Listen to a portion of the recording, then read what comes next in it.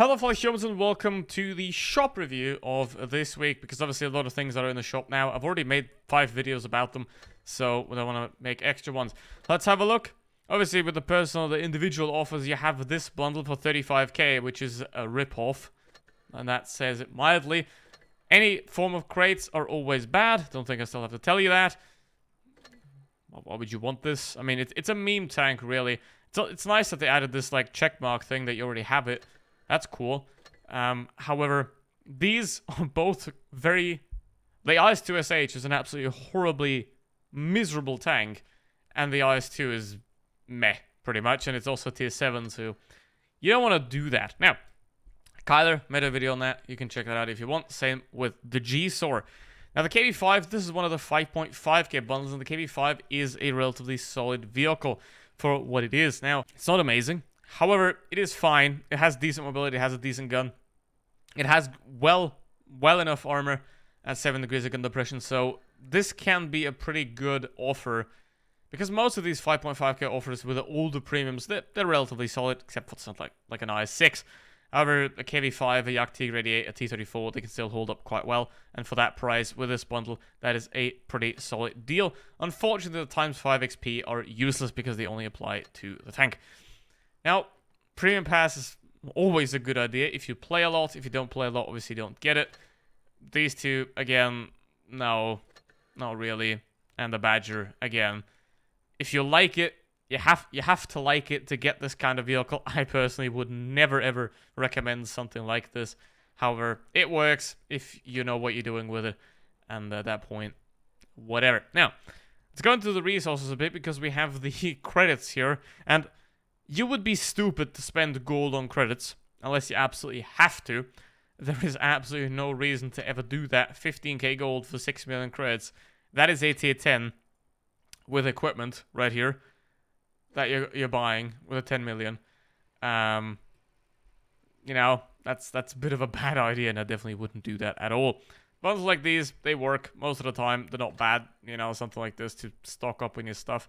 This is solid. Something like that's perfectly fine. Go for it if you want to. Obviously, your money, watch out for that, because it's a pixel game.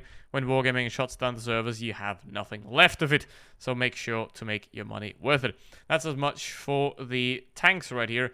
I'll play the KB5 as well later. I'll have a bit more look at that, because that's the only one that is currently really recommendable. And then we have the gold, which currently has an offer going on with the mystery boxes, which... Crates are bad. I don't think I have to tell you. If we look into these, the mystery certificate drop chance is 5%, and then you have a chance to win something like a... I don't know, well, actually, I have 2 of them. I have 2 of them right here. I have no idea where I got these from, but I have 2 of them right here. So let's have a look how good these mystery certificates are to just show you how bad it is most of the time. God damn it. That is a compensation of, I think, 7.5k gold if I'm 6 million credits, which is for me useless. Right there. And I have honestly no idea where I have these from. And another tier 10.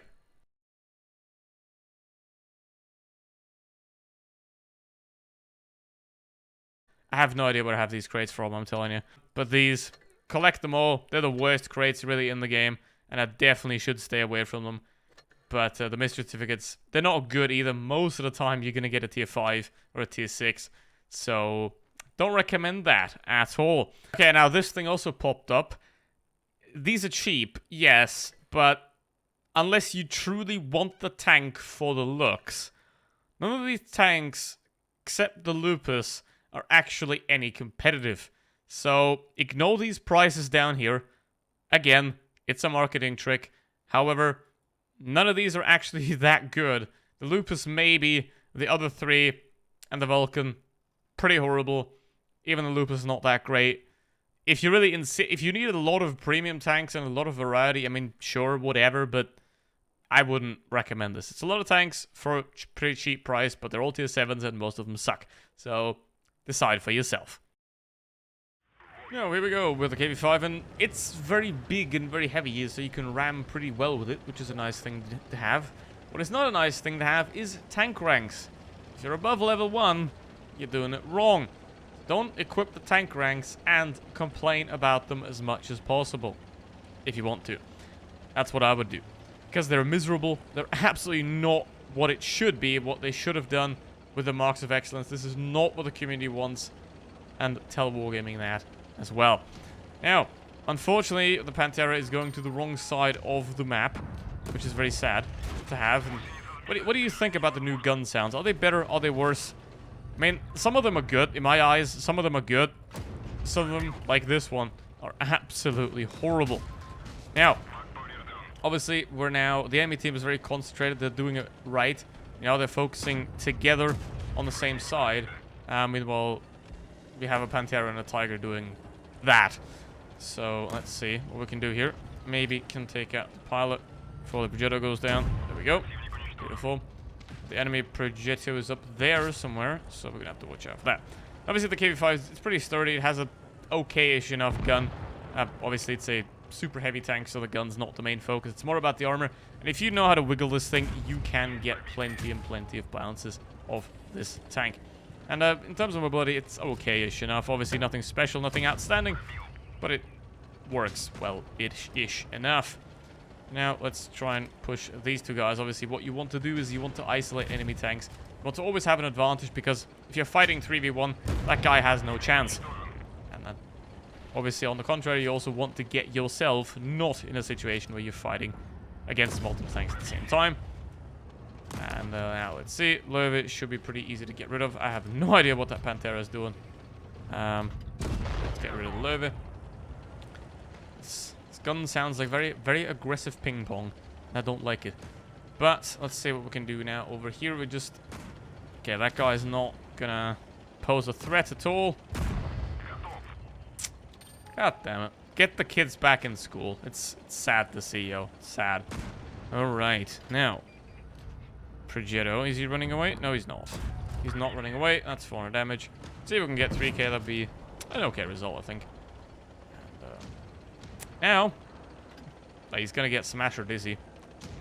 Don't want to have him smashed, but yeah, he's brawling with those two guys. Not gonna give me anything, which means he's gonna go down.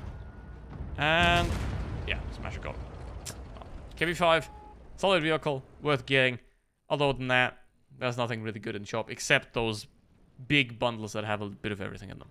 So with that said, thank you very much for watching. See you in the next one. Goodbye.